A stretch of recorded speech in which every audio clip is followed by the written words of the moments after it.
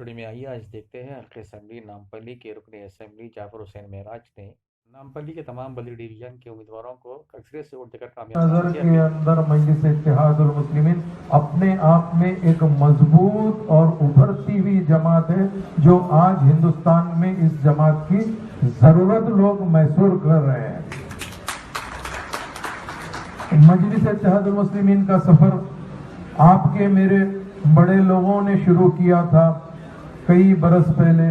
आज अल्हम्दुलिल्लाह ये सफर के अंदर किसी ने भी ये नहीं सोचा कि मुझे कारपोरेटर बनना है या एमएलए बनना है। हर आदमी ये सोचा कि अपनी जमात को मजबूत करना है, उसके लिए क्या बेहतर हो सकता वो काम करने के लिए हर आदमी की अपनी अपनी कुर्बानी है। क्योंकि मैं जानता हूं कई लोग 35-40 साल से जमात के अंदर अपना खून पसीना एक करे मगर कभी ख्वाहिश नहीं करे कि मुझे कोई ओहदे की जरूरत है, जिसमें मैं मरहूम साबिर बिल्ताफ साहब को हरगिज नहीं भूल सकता हूं। क्योंकि काफी टाइम माजिद साहब भी उनसे मुलाकात होती थी, हमारी भी होती थी।